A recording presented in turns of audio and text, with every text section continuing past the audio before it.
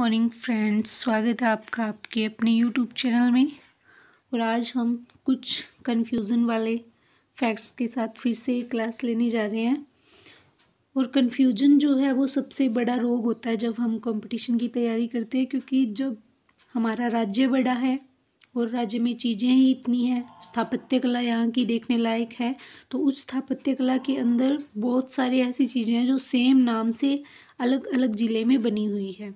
और वही फैक्ट्स जब हमारे सामने आते हैं, कहीं अलग ज़िला मिलता है, कहीं दूसरा ज़िला मिलता है, तो हम सोचते हैं कि वो प्रिंटिंग मिस्टेक है। लेकिन ये प्रिंटिंग मिस्टेक और कन्फ्यूज़न दोनों साथ साथ चलते हैं। कई बार जो प्रिंटिंग मिस्टेक वो होती भी है और कई बार नहीं भी होती है। हम खुद से ही सोच के उस चीज़ की तह तक जाते नहीं हैं और फिर हम उसी में उलझ के क्वेश्चन गलत कर बैठते हैं। तो बहुत सारे फैक्ट्स मैं पहले 3 क्लासेस के अंदर बता चुकी हूँ। बहुत ऐसे नाम हैं जो सेम हैं, बहुत सी ऐसी किताबें हैं, बहुत से ऐसे व्यक्ति हैं जिनको सेम उपनाम से जाना जाता है। तो आज सबसे पहले हम बात कर लेते हैं केहरीगढ़। केहरीगढ़ का नाम सुनते ही हमारे दिमाग में अजमेर आता है, ठीक है। केहरीगढ़ का किला कहाँ पे है? अजमेर में। ये बात सही है, लेकिन इसका एक उपनाम है। उपनाम है इसका जीव रखा महल। कौन सा? जीव रखा महल। लेकिन बूंदी दुर्ग जो है उसको भी जीव रखा महल कहा जाता है, यानी केहरीगढ़ अजमेर वाले को भी जीव रखा महल कहा जाता है और बूंदी दुर्ग जो है उसको भी, बूंदी अकेला नहीं, बूंदी दुर्ग को जीव रखा महल कहा जाता है। तो ये जीव रखा महल जो है, अगर आपको जीव रखा महल पूछ लिया जाए तो ऑप्शन में आपको इन दोनों में से एक ही मिलेगा, या तो केहरीगढ़ अजमेर वाला मिलेगा या फिर बूंदी दुर्ग मिलेगा, ठीक है। तो इन दोनों को ही जीव रखा महल कहते हैं, ये आपको याद रखना है। उसके बाद में वराह मंदिर। वराह मंदिर जो है अजमेर के अंदर है, अर्णोराज ने बनाया था, सब जानते हैं। लेकिन एक वराह मंदिर जालोर में भी है, ठीक है। और एक आदि वराह मंदिर है जो आहड़ उदयपुर के अंदर है, ठीक है। ये आदि वराह मंदिर है, मिहिर भोज ने इसको बनवाया था। और ये वराह मंदिर है एक जालोर में और एक वराह मंदिर है अजमेर में जो अर्णोराज ने बनवाया था। तो वराह मंदिर 2 है और एक वराह मंदिर के जैसा ही आदि वराह मंदिर है जो आहड़ उदयपुर के अंदर है, ठीक है। फिर आता है अचलेश्वर महादेव मंदिर और एक अचलनाथ महादेव मंदिर। एक तो अचलेश्वर है, जिस नाम के पीछे स्वर लग जाता है ना, वो शिव जी का मंदिर होता है, सब जानते हैं, शिव भगवान का मंदिर होता है। लेकिन एक अचलनाथ महादेव का मंदिर है। तो जो अचलेश्वर महादेव है वो सब जानते हैं, सिरोही के अंदर है जो कुंभा ने बनवाया था, ठीक है। अचलेश्वर महादेव मंदिर कुंभा, जहाँ पे शिव के अंगूठे की पूजा होती है, ठीक है। और अचलनाथ महादेव का जो मंदिर है वो जोधपुर के अंदर है, यहाँ पे नाथ लगता है। और आप इसको इस तरीके से कनेक्ट करके याद रख सकते हैं कि नाथ संप्रदाय की जो प्रधान पीठ है वो कहाँ पे है? जोधपुर के अंदर। जो अचल के साथ नाथ लगेगा वो वाला मंदिर कहाँ पे है? जोधपुर के अंदर। और अचलेश्वर तो सब जानते ही हैं, सिरोही के अंदर है। फिर फखरुद्दीन से हम जब भी फखरुद्दीन हमारे सामने आता है तो हमें लगता है कि डूंगरपुर की बात हो रही है, हाँ, क्योंकि फखरुद्दीन के अंदर गालियाकोट डूंगरपुर के अंदर ही इनकी एक मजार है। लेकिन जब ख्वाजा फखरुद्दीन पूछा जाए तो अजमेर के अंदर है। जब फखरुद्दीन के आगे ख्वाजा लगा हुआ होगा तो वो अजमेर वाली दरगाह की बात कर रहे हैं, और जब सैयद फखरुद्दीन का पूछा जाए तो डूंगरपुर के अंदर है, ठीक है। तो एक तो है ख्वाजा फखरुद्दीन, एक है सैयद फखरुद्दीन। हम जब भी याद करते हैं तो हमें ऐसा लगता है कि एक नाम का एक ही फैक्ट होगा और हम उसका आधा नाम ही याद करते हैं, लेकिन ऐसा नहीं है। क्योंकि इसके अगर हमें इस तरह के सेम नाम वाले मिलते हैं फैक्ट्स तो हमें पूरा नाम याद करना होता है। जैसे अब हम इसको याद करेंगे ख्वाजा फखरुद्दीन से, तो ख्वाजा जब नाम के आगे आएगा तो अजमेर, और जब सैयद फखरुद्दीन पढ़ेंगे तो डूंगरपुर, ठीक है। और अगर अकेला फखरुद्दीन ही पूछा जाएगा तो फिर ऑप्शन में इन दोनों में से आपको एक मिलेगा, और अगर पूरा नाम दे दिया जाएगा तो ऑप्शन दोनों मिल सकते हैं आपको कंफ्यूज करने के लिए। बांडोली मंदिर। अब ये बांडोली मंदिर 2 जगह पे है। एक तो बांडोली मंदिर उदयपुर के अंदर है, ठीक है, और बांडोली के अंदर महाराणा प्रताप की जो 8 थंबिया छतरी है वो भी है, ठीक है। और एक बांडोली मंदिर जो है वो भैंसरोडगढ़ चित्तौड़ के अंदर है, ठीक है। चंबल और बामनी नदियों के संगम पर भैंसरोडगढ़ बना हुआ है, आपको पता है, चित्तौड़गढ़ के अंदर। और रोड़ा चारण ने, और जो भैंसा शाह था व्यापारी था, और एकमात्र ऐसा दुर्ग है जिसको व्यापारियों ने बनवाया था। तो ये जो भैंसरोडगढ़ है इसके अंदर भी एक बांडोली मंदिर बना हुआ है और एक बांडोली मंदिर उदयपुर के अंदर है। फिर आता है शाही जामा मस्जिद। एक है शाही जामा, एक है शाह जामा। एक है शाही जामा मस्जिद शाहबाद 12 के अंदर, इसे औरंगजेब ने बनवाया था। किसने बनवाया था? औरंगजेब ने। और एक शाह जामा मस्जिद है जो कि नागौर के अंदर है, ठीक है। और जामा मस्जिद तो आपको पता है, जामा मस्जिद इसके अंदर जो ख्वाजा फखरुद्दीन की दरगाह है अजमेर, वहाँ पे है ये जामा मस्जिद। और एक जामा मस्जिद जो है भरतपुर के अंदर भी है। लेकिन शाही जामा और शाह जामा नागौर के अंदर है, और शाही जामा है शाहबाद 12 के अंदर, और इसको औरंगजेब ने बनवाया था। हम्मी रासो, अब हम्मी रासो जब भी पढ़ते हैं तो ये जोधराज ने लिखा हुआ मिलता है, लेकिन कहीं कहीं सारंगधर भी ऑप्शन में मिलता है। कहीं कहीं सारंगधर ब्रैकेट में लिखा हुआ होता है, और कहीं कहीं सारंगधर अकेला भी मिल जाता है, जोधराज अकेला भी मिल जाता है। जब हमें ब्रैकेट में सारंगधर लिखा हुआ मिलता है तो हम सोचते हैं कि या तो जोधराज ने लिखा है या फिर जोधराज का नाम ही सारंगधर है। ऐसा नहीं है, दोनों अलग अलग बंदे हैं। सारंगधर ने बहुत पहले हमीरासो लिखा था, और जोधराज इनके बाद में आए थे, इन्होंने हमीरासो लिखा था। दोनों ही अलग अलग व्यक्ति हैं। सारंगधर ने पहले लिखा था और जोधराज ने बाद में।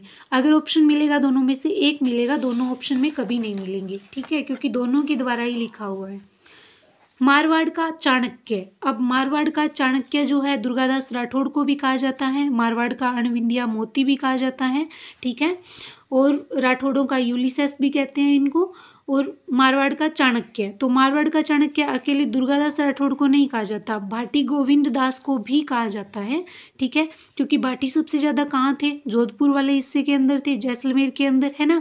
तो मारवाड़ का चाणक्य जो है भाटी गोविंद दास को भी कहा जाता है और दुर्गादास राठौड़ को भी कहा जाता है। तो ये दोनों ही याद रखना, और दोनों में से ऑप्शन में आपको एक ही मिलेगा। लेकिन अगर दुर्गादास राठौड़ नहीं होता तो हमें बहुत से ऐसे फैक्ट्स होते हैं जो हमारे दिमाग में नहीं होते। हम जो जनरल सी चीज़ें हैं, जो सभी पढ़ाते हैं, जो सभी पढ़ते हैं, जो सभी बुक्स के अंदर होते हैं, वो तो हम याद कर लेते हैं, लेकिन बहुत रेयर चीज़ें होती हैं वो हमें नहीं पता होती। फिर हम ऑप्शन या तो छोड़ के आते हैं, नेगेटिव मार्किंग होती है, अगर नहीं होती तो तुक्का लगा के आते हैं। अब एक उंडेश्वर महादेव मंदिर है और एक हुंडेश्वर महादेव मंदिर है। उ और है का डिफरेंस है बस, ठीक है, उंडेश्वर और हुंडेश्वर, ठीक है। उंडेश्वर महादेव मंदिर है भीलवाड़ा के अंदर, हुंडेश्वर महादेव मंदिर है हिंडोली बूंदी के अंदर। अब जब कई बार उंडेश्वर पढ़ते हैं, हुंडेश्वर पढ़ते हैं, तो हम इसे प्रिंटिंग मिस्टेक समझते हैं और सोचते हैं कि ये भीलवाड़ा के अंदर है, क्योंकि हमें भीलवाड़ा वाला ही याद है। हिंडोली बूंदी वाला हम बहुत ही कम पढ़ते हैं, लेकिन आपको बता दूं ये अलग अलग है। उंडेश्वर महादेव भीलवाड़ा के अंदर है और हुंडेश्वर जो महादेव है हिंडोली बूंदी के अंदर है। उसके बाद में बांडोली मंदिर, ये मैंने पहले ही बता दिया, उदयपुर के अंदर, और भैंसरोडगढ़ चित्तौड़गढ़, ये दोनों जगह पे अलग अलग मंदिर हैं। अब हम ग्रंथ की बात कर लेते हैं। तो भरतेश्वर बाहुबली गौर है एक भरतेश्वर बाहुबली रास है। जो भरतेश्वर बाहुबली गौर है ये वज्रसेन सूरी ने लिखा था, ठीक है, ये प्रथम ग्रंथ माना जाता है ये, ठीक है, राजस्थान का। और भरतेश्वर बाहुबली रास जो है ये शालीभद्र सूरी ने लिखा था, और ये सूरी जो होते हैं ये जैन कवि होते हैं, जैन लेखक, जैन साहित्यकार होते हैं, ठीक है। तो भरतेश्वर बाहुबली गौर जो है वज्रसेन सूरी ने लिखा था, और भरतेश्वर बाहुबली रास जो है शालीभद्र सूरी ने। रास से शालीभद्र ऐसे याद कर सकते हैं, गौर वज्र, रास शालीभद्र, आगे वाला नाम सेम है। एक है वृहत कथा कोश और एक है वृहत कथा मंजरी। मंजरी तो लिखा था क्षेमेंद्र ने, और वृहत कथा कोश जो लिखा था वो हरिसेन ने लिखा था, ठीक है। वृहत कथा कोश, वृहत कथा मंजरी। वृहत कथा कोश लिखा था हरिसेन, वृहत कथा मंजरी लिखा था क्षेमेंद्र।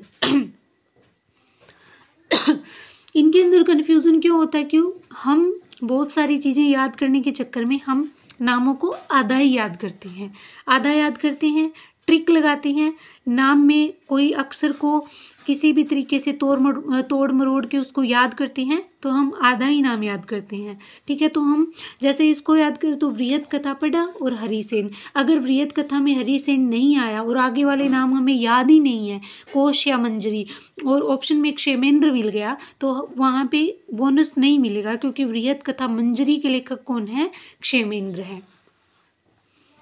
पन्ना मीणा की जो बावड़ी है वो जयपुर के अंदर है, ये पन्ना मीणा है।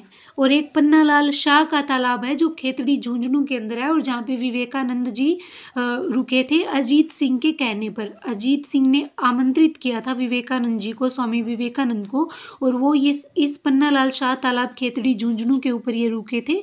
और पन्ना मीणा की जो बावड़ी है वो जयपुर के अंदर है।